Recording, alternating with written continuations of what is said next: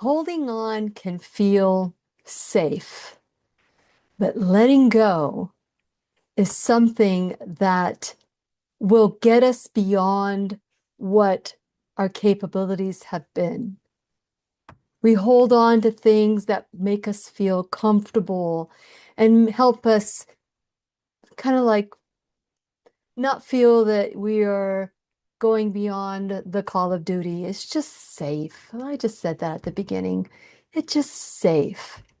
But what if that safetiness is keeping us, is weighing us down, is keeping us from the life that we want or that we deserve or that we secretly desire? What if holding on to something that is not good for us will mean that we don't get what we want? That release, that letting go, what would it mean to you if in letting go, you will achieve things that you never thought you could? Today, in the classroom, we're going to discuss how letting go doesn't mean giving up.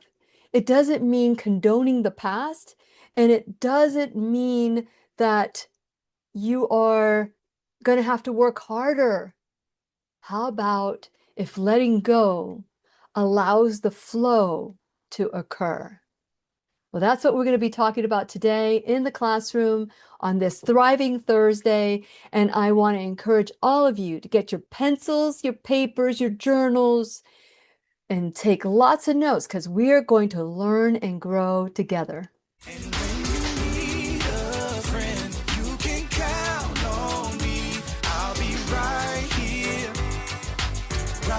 here waiting for you. Hi, my name is Lillian McDermott, and I'm a certified life coach, a certified holistic cancer coach, and the host of the Lillian McDermott radio show, Classroom. If this is your first time in the classroom, please know I've been waiting for you.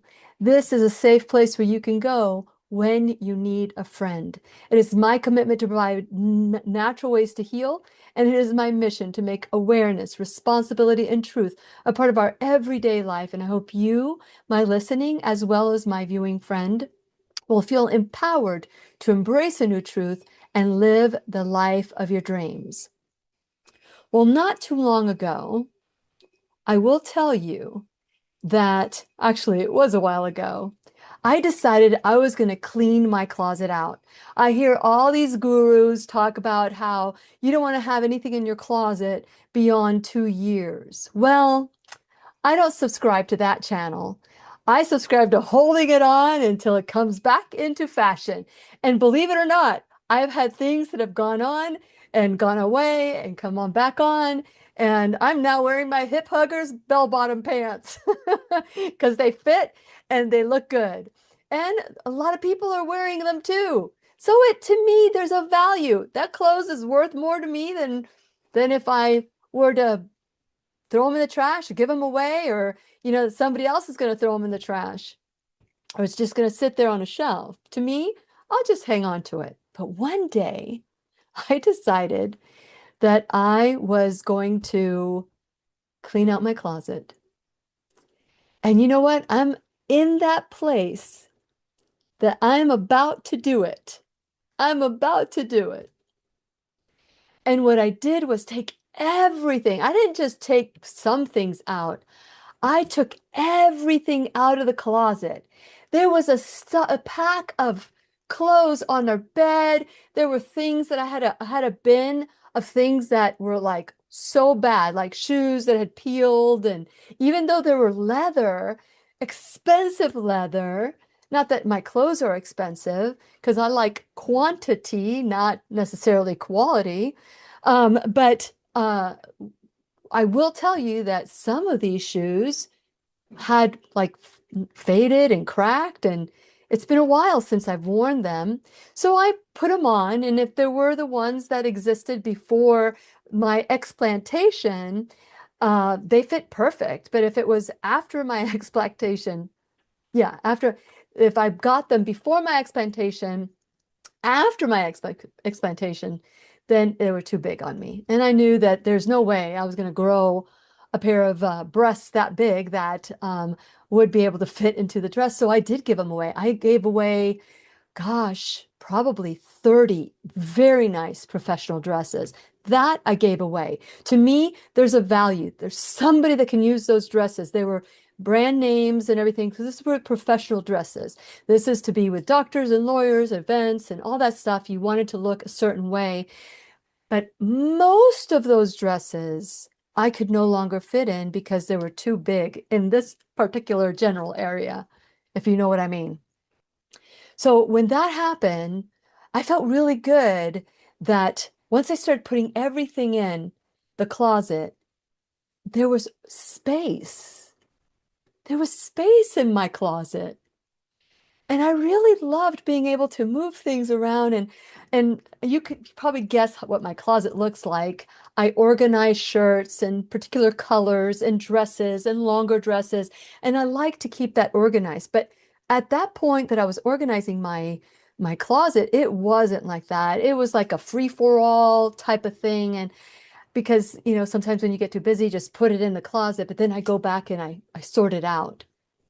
So those are some of the things that I like to do. But to have that space helped me feel that I could bring things into my closet, bring things that were more of value, that would be more useful for me, and would be more fitting.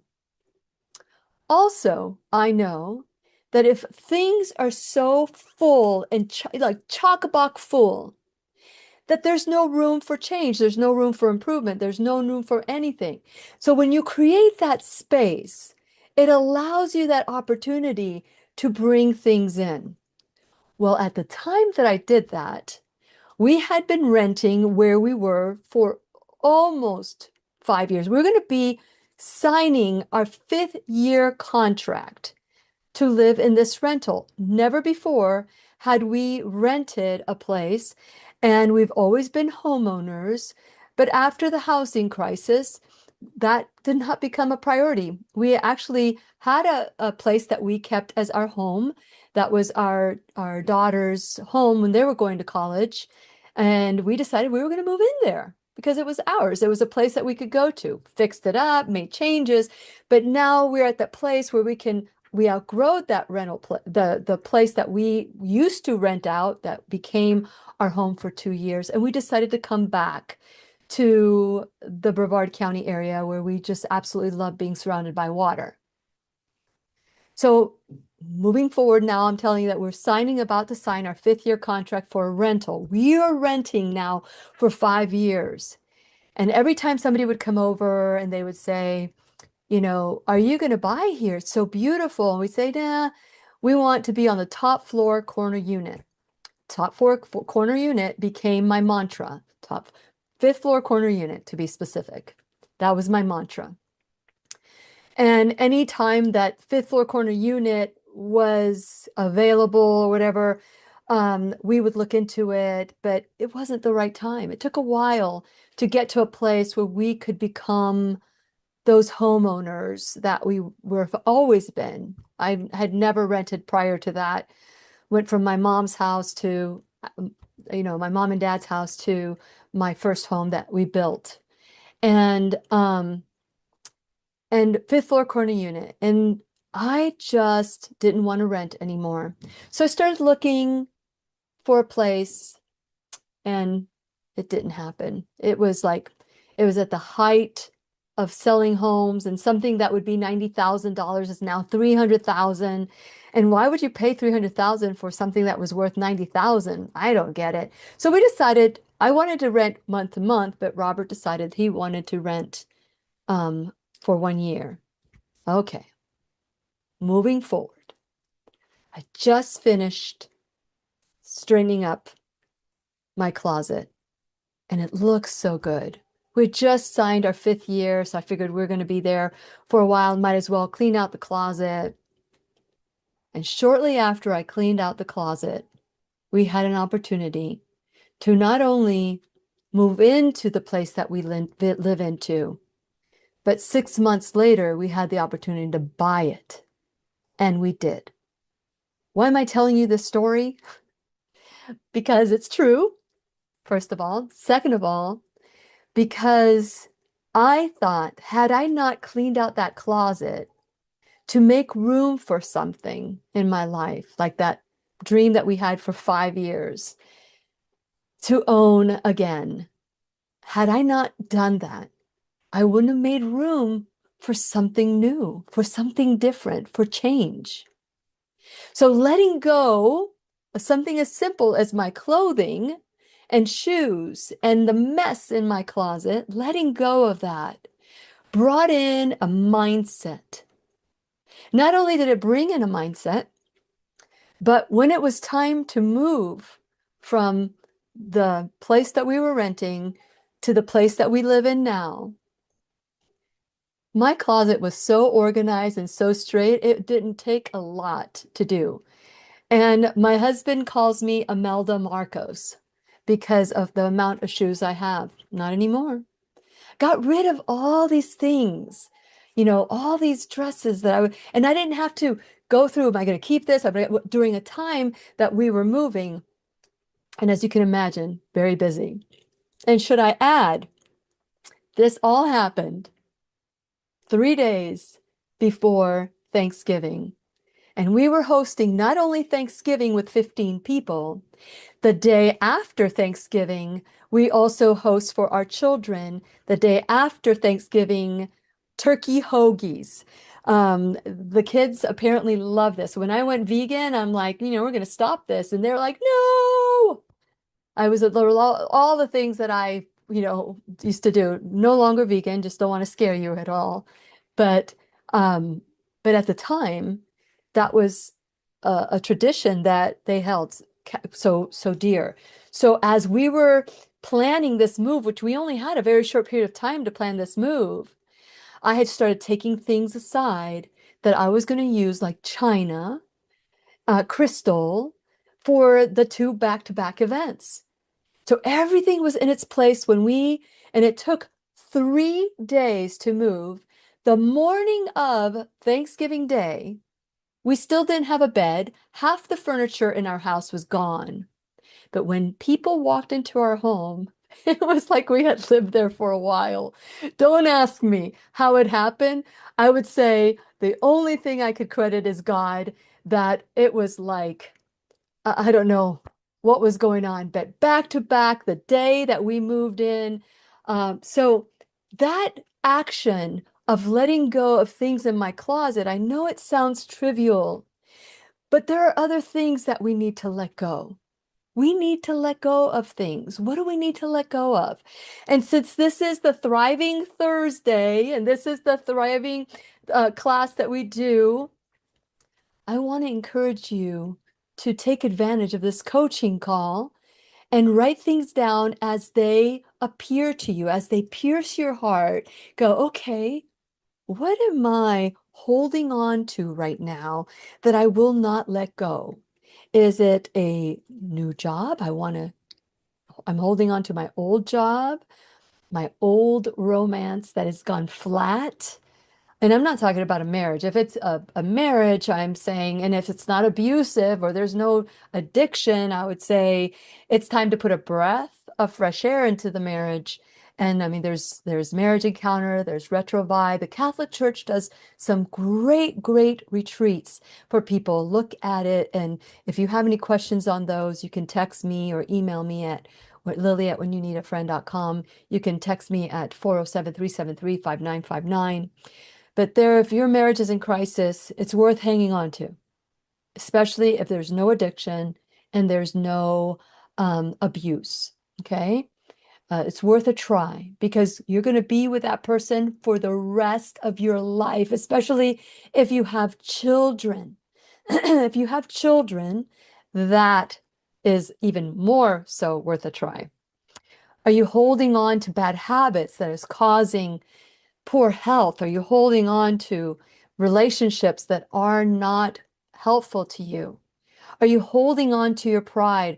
Are you holding on to lack of forgiveness? What are you holding on to that is keeping you small, is keeping you from the life you deserve? It's keeping you from your joy, your happiness. Letting go is essential because it affects every aspect of your life. It frees up your mind to allow things in. So right now, if you walk around your house and you see a cluttered corner or a cluttered desk or a cluttered bed or a cluttered closet or a drawer or your car, ask yourself, what am I unwilling to let go of so that I can have what I want? You got to know what you want because whatever you focus on is what you get. If you focus on what you don't want, you get more of what you don't want. If you focus on what you want, you get more of, you guessed it, what you want. So there are times that we also are unwilling to let go of the past. For example, past hurts, past traumas, the past that you cannot change. The past you cannot change. You can't control the past because it's already happened. But if you let it go, and I'm not saying that you're condoning behavior, you're just saying it happened, it's time to move on. How can I move on? What can I do that will help me get to that place of peace, of gratitude for that experience? And I'm telling you right now, this could be hard for some people.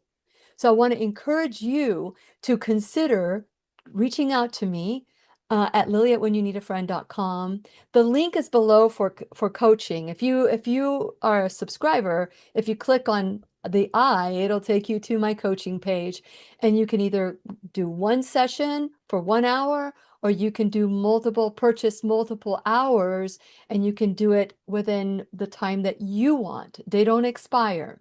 The hours are ours. And so when you think of, oh gosh, I'm giving up that past, or I'm gonna move on from the past, sometimes that becomes your identity. And that victim, I'm a victim, I can't control my life, the past controls my life. That is not true. You are allowing it to be controlled, and it's keeping you from living the life of your dreams, the life that you want. But sometimes we're dwelling on the future, things that have not happened and may not happen. Our mind doesn't know that it's not happening. It assumes it's happening when you think about it, and your body will experience the emotions of what could happen in the future. You can get anxiety when you're dealing with the past and you can't change the past and you want to change the past, you want to rewrite the past. That can lead to depression.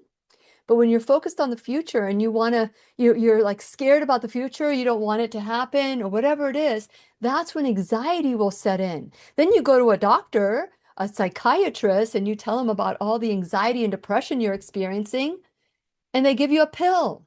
That does not solve your problem. Not long term, that is, because these pills are not designed for long-term care or benefit. So when I was dealing with the loss of my father, the potential of losing my father, I could have gone there. What is it going to feel like to lose my father? What's going to happen? I'm never, you know, my grandparents died when I was younger. So I hadn't lost grandparents. I mean, there's a lot of longevity in the Medina family. So I'm just like, huh, gosh, I'm, at the age that I'm at, and what's going to happen here? And then all of a sudden, you feel all the emotions as if it's happening. This happened to me a while ago after I married Robert many years ago.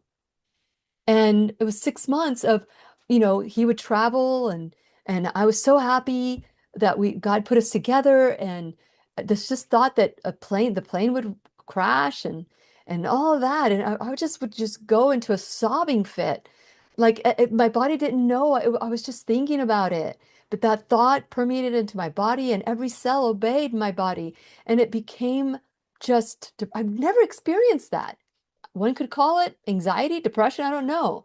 But one day I pulled over and I heard in my head, why do you mourn the living?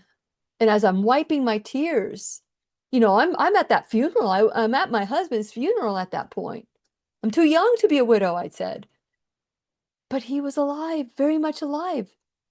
And that was what God just imposed in my head. Why do you mourn the living? We do that all the time. So the way we just make way, we say, I'm in the future. That may or may not happen. I'm in the past. I cannot change it. I have no control over it. I can move on, accept what happened, not condone it. It doesn't mean that you're condoning anything that happened. You're just saying, I can't allow to continue there anymore. So I'm going to let it go. I'm going to let it go. But how you let it go can make a huge difference. And again, if you're interested in coaching, please reach out to me. The link is below so you can look into it. You know, there is a difference between surrender and giving up. Surrender is just saying, I understand that there's nothing I can do about it. Giving up means, oh man, I'm going to take that victim role hat and I'm just going to be a victim about it. Why bother? I can't do anything about it.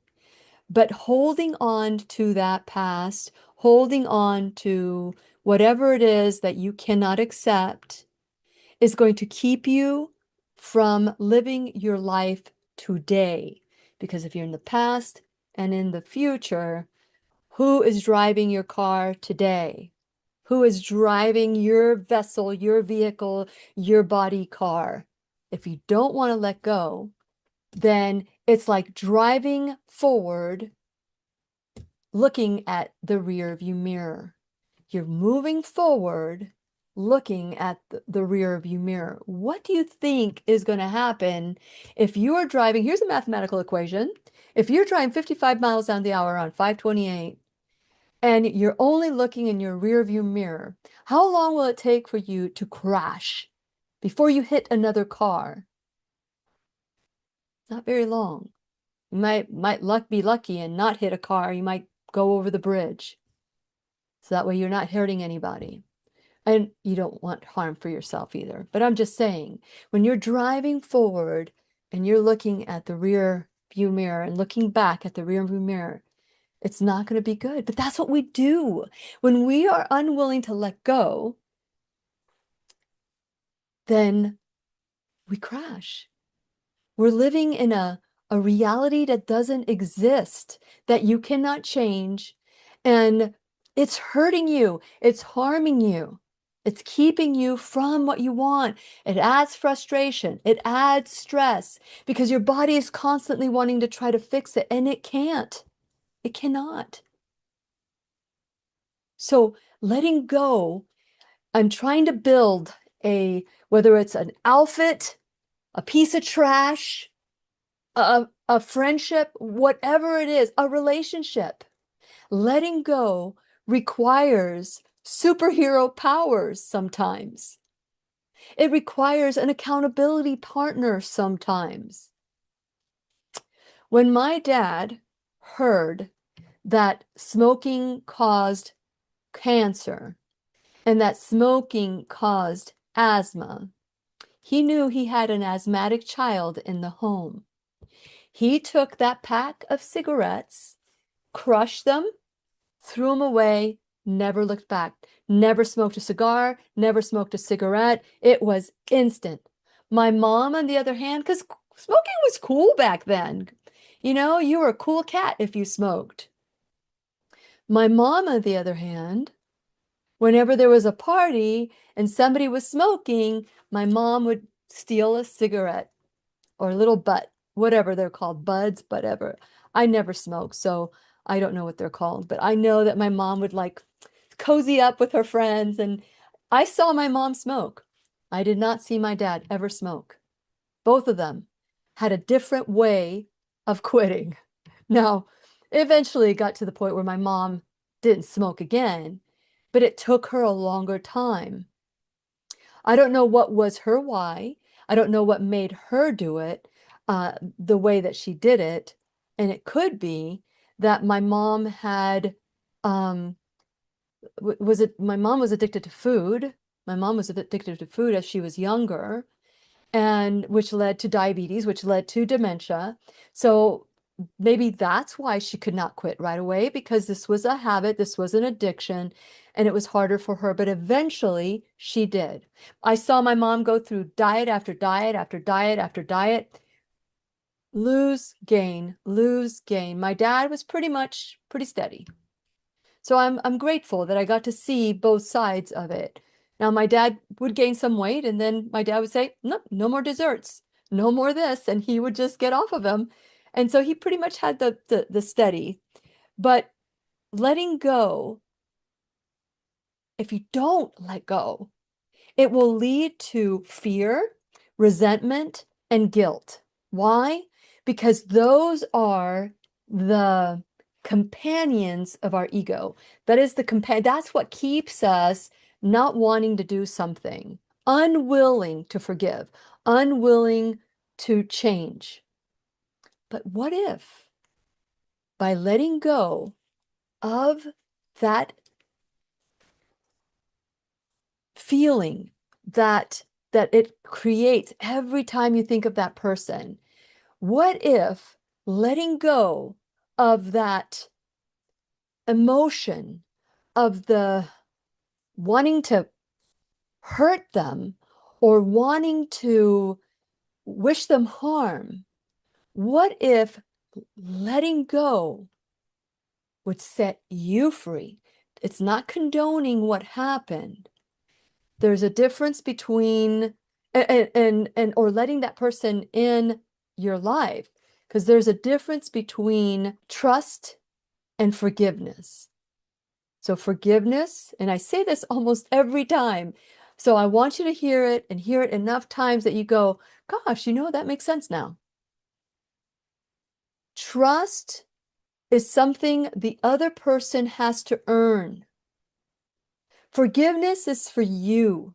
It doesn't condone the behavior. It doesn't change what happens. It doesn't do any of that.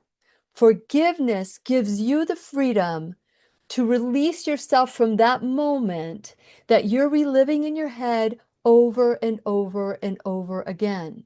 And every time you relive it, your body thinks it's happening now. Because remember, it's in the past. But in your mind, it thinks it's happening now. So it's very important that you serve yourself with love and treat yourself with kindness, because recognizing what truly serves you or what weighs you down is crucial. So, what weighs you down? Lack of forgiveness, holding on to grudges, you know, thinking that you did something wrong and you don't want to forgive yourself or others. That weighs you down.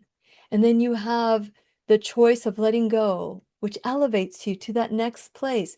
And it also frees yourself up. It frees up a space that allows you the freedom to just be, to just be. I remember there was a time that I was giving a presentation in Jacksonville. This is when I used to go up for the radio show up in Jacksonville. I was WBOB, WFIT. This was in Jacksonville, and they they aired from Southeast Georgia all the way to almost Miami. You could hear my radio show. And because I was going up there every week, one of the ladies, I was staying with one of the ladies at an Airbnb. She was just amazing and so beautiful, and we became like, like mother daughter type of thing, because she was an older lady, older than me, could have been my mom, maybe, maybe could have been old enough. No, not old enough to be my mom, maybe old enough to be my older sister. How about that? Just in case she's still listening, just in case enough to be my older sister. Okay. So with that in mind, what happened was I was giving a presentation of the 8 keys of living the life of your dreams.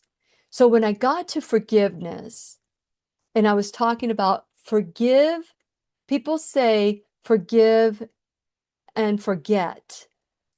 And I said, no, I say forgive and grow. forgive, let go, and grow. And we were talking about revisiting the past and finding beauty in the past, in the trials. And she said to me, I don't want to forget about forgiving. I don't even want to remember my childhood. It was so painful. And all of a sudden it dawned on me that if she's unwilling to remember, she's willing to forgive, first of all, and doesn't even want to remember. I've got a mother who's dealing with dementia who can't remember anything. She remembers music. We sing together, and that's beautiful. But everything else, like she knows Lily's her daughter, but she doesn't know I'm Lily. Maybe moments that she has moments when I say, Mommy, I'm Lily. And she goes, Lily, oh, you know, but I know what dementia feels like. I know what, with loving someone, I haven't experienced it in myself because I wouldn't know. But my mom has been a great teacher of dementia. And she said, I don't even want to remember it, let alone forgive it. And all that started, it went through my head, and I'm going through the way the brain thinks and the way the body aligns with the brain. And I said to her, oh my gosh, you're inviting dementia, because if you want to forget this one thing in your life, then your brain's not going to know how to discriminate between forgetting this or forgetting this or forgetting all. It was like, oh my gosh, why would you not want to forgive? Why wouldn't you want to go back there and extrapolate the beauty from the ashes? But it allowed me to look at forgiveness in a totally different way. And it allowed me to look at dementia and letting go in a totally different way. And I've used this for myself, for others, that if you're unwilling to do that, will your brain forget because it wants to be in alignment with what you want? Because my mom and dad, they were married 71 years before my dad took his final breath on this earth. 71 years.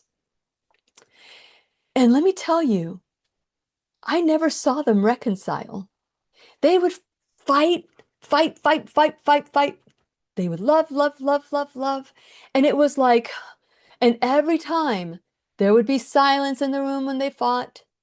And I hated the silence. It was deafening to me because I feel these emotions. I didn't know what that was, but it affected me so much so that I had to intervene in their marriage many times to coach them since I was 5. That was the first time I coached my mom and dad. My mom told stories about that.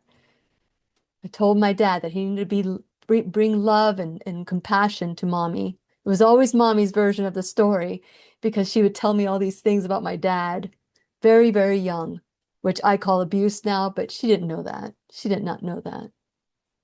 But my mom doesn't remember anything now. They never forgave each other. They would have an argument and things that happened 40 years prior would come out. Could that be a sign of getting dementia? Could that be what predisposes someone? I'm not saying the cause of it, but a predisposition, unwillingness to forgive and forget, which is what people think. You don't need to forget, but don't remember it so incorrectly or so damaging to you. So forgive, let go, and grow. That is a way to open it up. And let me tell you, you will text me or thank me for this advice later on without having to pay by the hour. There are practices that cultivate forgiveness. There are practices that cultivate the willing to release. But stay tuned because I'm going to talk to you about the classroom. I want you to go to whenyouneedafriend.com. And while you're at whenyouneedafriend.com, please subscribe to my website. It's a two-step process.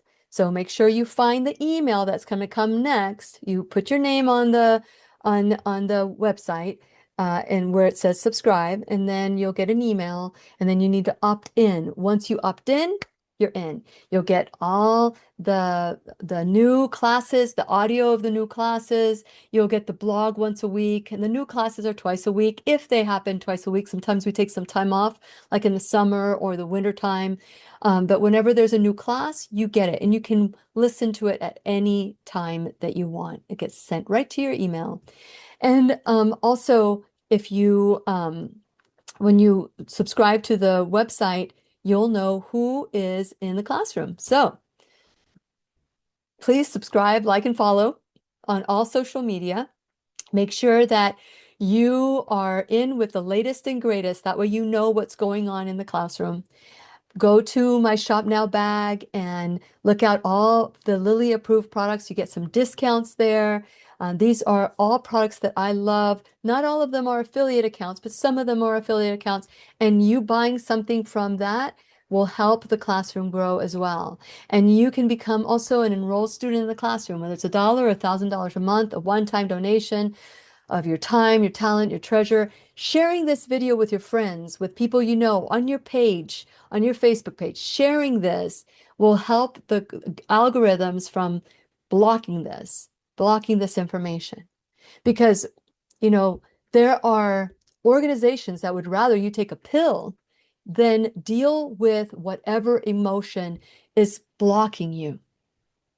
And the body keeps the score. The body knows that something needs to be dealt with. And so it aligns itself. If you don't want to let go because your brain says, oh no, it's going to be too much painful. You're thinking about it. You're going, if I go dive in there, it's going to be painful. And the body talks to the brain, and because it's the same cell that created the brain, created the gut, created the heart, same cell. And the body goes, but we need to deal with this. Brain says, no, it's too painful. Body says, okay, well, if you don't want to deal with the pain, I need to align myself with pain. So, boom, your back blows out. Now we're in alignment, but it's not the right pain you need to deal with. See? And people don't understand that. And once I understood that our thoughts are so important in our life and how our body and how we guide our life, then it'll change. It will change. So please give generously to the classroom. We really need your help. What is free for you costs me a lot of money. We have a team that helps out, and anything that you can afford to give, whether, like I said, sharing or whatever it is, then please, if you found some value to this class, please give generously. So your willingness to forgive, the practice to forgive. I've shared with you my story of forgiveness. I knew I needed to forgive someone. I didn't want to forgive them. But my body started breaking down. I couldn't sleep at night. I was getting pains in my body, headaches, you just name it. But the worst is like waking up in the middle of the night, and that's the first thought in your head. And before you go to bed, that's the first thought before you go to bed. It's almost like I can ignore it as long as I keep busy. I'm going to be busy. I'm going to ignore it. And then when you're laying down and you're going to bed, woof, here come the thoughts. And you just try to ignore it some more. But in the morning when you wake up, there it is again. So I woke up in the middle of the night again. And because I know these truths, I knew that it was affecting my body. And I am a pretty quick to forgive person. I am a pretty quick to forgive, but this one was something that hurt to the core. And it was someone that you had to continue to be in relationship with. And I just didn't know, but I did know. So in the middle of the night, I woke up and I understood that I needed to forgive. I picked up one of the books that I read, inspirational devotionals and things that I read. And there it was, how my heart It was the condition of my heart. And I knew that my heart was angry and it was a little crusty because I was frustrated and I wanted the other person, not that I wished them harm, but to understand how I felt. But it didn't matter how I felt. It doesn't matter. It's what you feel about yourself. It's how that's what matters because that's what you're going to start manifesting in your body.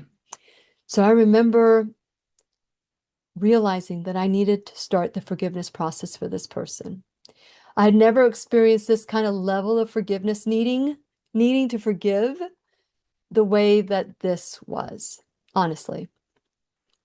So I started wishing them love, peace, joy, and unexpected abundance. Those were the four things that I was wishing this person. And at first, his was, I wish you love, peace, joy, and unexpected abundance. But after 3 years of doing this practice, every time that name would come up, I rewrote what I was wishing on to that person, and it changed my body. It changed how I could sleep. It changed to the point that we were invited to an event. And I knew this person was going to be there, and they worked very hard to ignore me. But I was like a missile. I went right to that person and I told them that I loved them and that, I missed them. And we danced. But it took me 3 years to see this other person, to even be in the side of that person or in front of this person. But that time went by because you could say, oh, it's going to take too long to forgive, or it's going to take me whatever. But if I had not started it 3 years prior and waited for 3 years later to start the forgiveness process, I would have hurt me, not the other person. The other person is having a good time. They don't even know that you're holding on to grudges and all that. So wishing somebody well that has harmed you is so important. Having this practice of cultivating forgiveness and releasing it, figure out what works best for you. If you can't figure it out, again, I'm here for you. I'm here for you. You can email me or text me.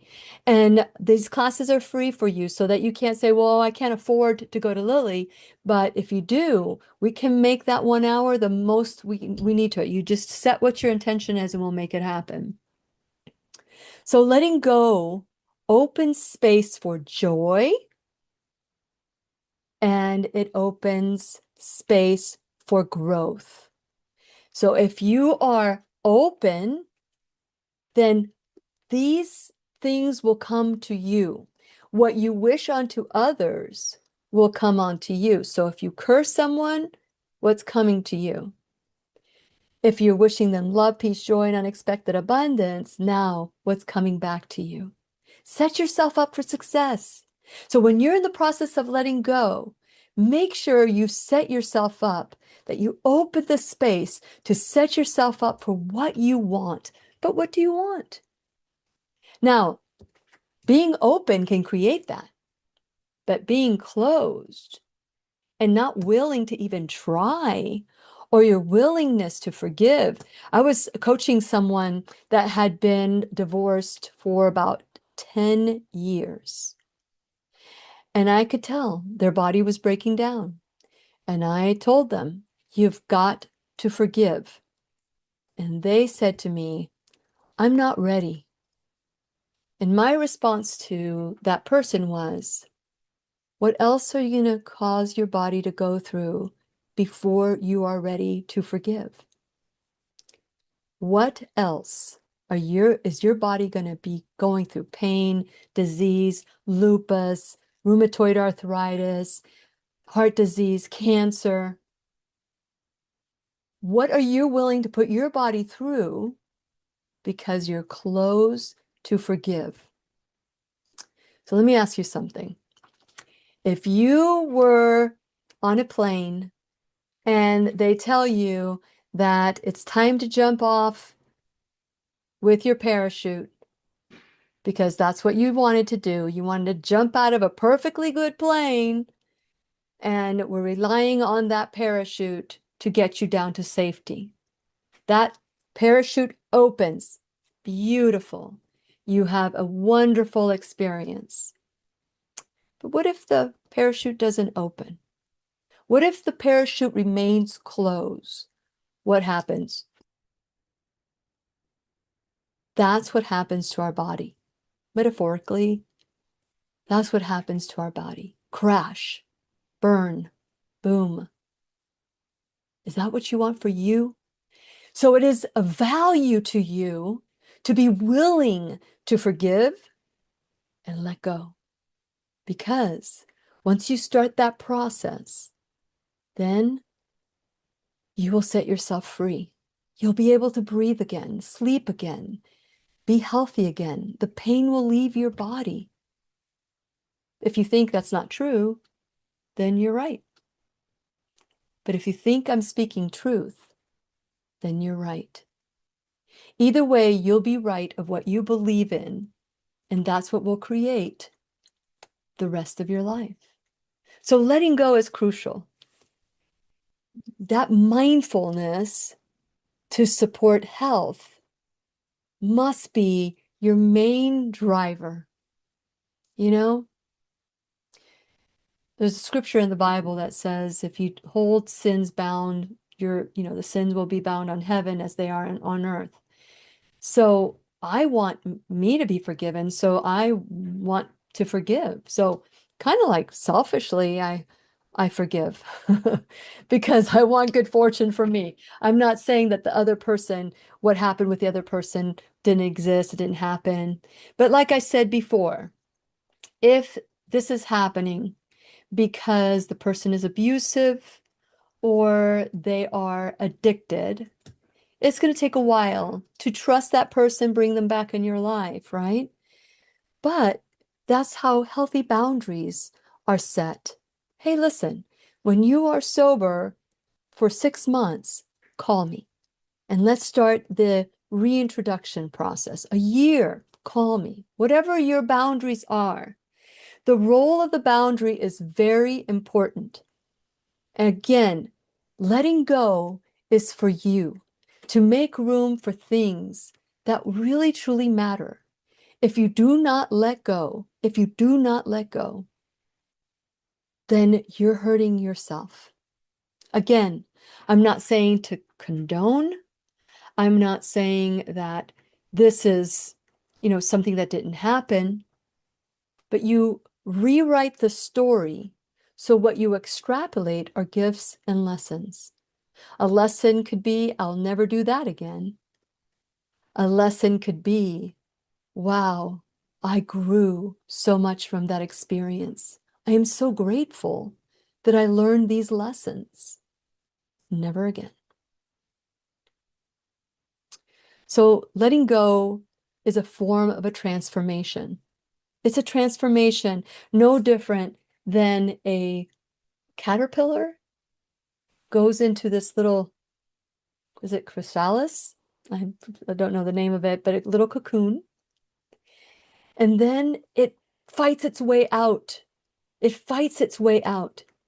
If it doesn't fight its way out, it won't dry up the wings because it has to go through this process of breaking through that cocoon. And if it keeps going and it breaks through, it's going to emerge a beautiful, beautiful butterfly. There is I think that I did a playlist for my little butterfly, LB, my little LB. And the lady on the fourth floor was when we were in the rental. She used to raise monarch butterflies. And one day I saw a butterfly and it was a crippled wing and it landed on my porch that was underneath hers. Maybe it flew out or she threw it out because it was crippled, but the wind blew it inside. And boy, did I take care of little LB, my little butterfly. That really LB stood for limiting beliefs. These are our limiting beliefs. Limiting beliefs. Something's going to happen to me if I let go. Something bad's going to happen to me if I let. It's a limiting belief. So my little LB, my little butterfly, I nursed to health. She could never fly, but she lived longer than what the typical butterfly lives, which I think is like 2 weeks. But I gave her a good life while she was in my porch. I protected her. But then there was a time where there was no more little LB. But she was such a great teacher. She was such a great teacher. We can pull so many lessons from things that happen in our life. So what are you willing to let go of today? By listening today, are you willing to let go? Knowing the harm that holding on to things will cause you.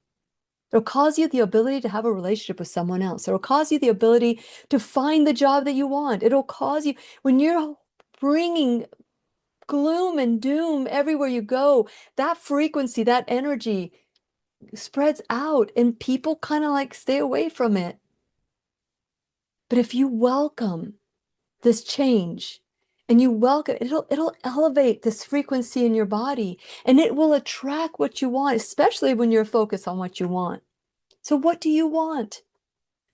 Do you want a cleaner home, a different house, a bigger home?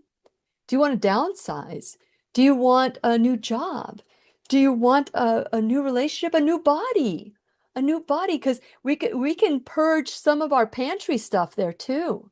This, you can take this lesson and use it in anywhere in your life. What are you willing to let go of? Are you willing to let go of a dream that has haunted you your entire life? If you're not letting go of the dream, you might sit back and say, what have I learned not to do about this dream? What has kept me from this dream? What is my LB? What is my limiting belief? Because for many of us, if you look at the word believe, what is in the center of the word is LIE. What is the lie at the middle of your belief, at the center of your belief? And this, by the way, came to me when I was frustrated that I wasn't getting what I wanted. It was taking too long. And when I saw that on my vision board, the word, I saw the 3 letters in the center. And I asked myself, what is the lie at the center of my belief that is keeping me from achieving my goal of what I want? Again, this is something you may want to consider because you can get coaching, help you push you to that area where if my only problem in life is that I can't forget, I can't let go, that's huge. Those are important to your health, to your wellness, to your relationships, to your joy. Look at all the sacrifices you're making if you are unwilling to forgive and let go, or just let go. Maybe there's no need to forgive. Let go of the anger that you're holding inside. Let go of feeling like you're a failure. Let go of wanting something that is not for you. Being happy with the flow in your life because it's taking you to where you need to be. It's costing a lot to be unwilling to forgive. It is costing a lot. So what are you willing to do to let go? The next question is, what will you gain?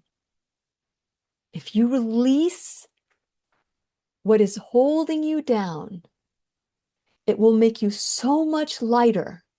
It will make you so much happier, bring you joy, help you think clearer. Look at what you're gaining. But if you're still unwilling to forgive and you're still unwilling to let go, then you must ask yourself, why are you holding yourself prisoner? Maybe when you're hearing that, you might say, well, Lily, I don't believe that that's going to happen to my body. Well, it won't, because you don't believe it. But if you actually said, okay, I'm going to give it a try. I'm going to let go. I'm going to use your help, or I'm going to do it by myself, whatever the case might be. And I'm going to risk being wrong about my belief that it doesn't matter if I let go of it or not. It doesn't affect me in any way. It does. It does.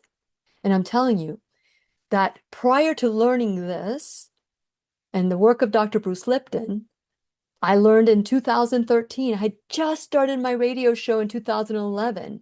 So in 2013, I had the opportunity to interview Dr. Bruce Lipton, who is the father of epigenetics. It changed my life. Learning the way that I look at life is exactly what I'm creating.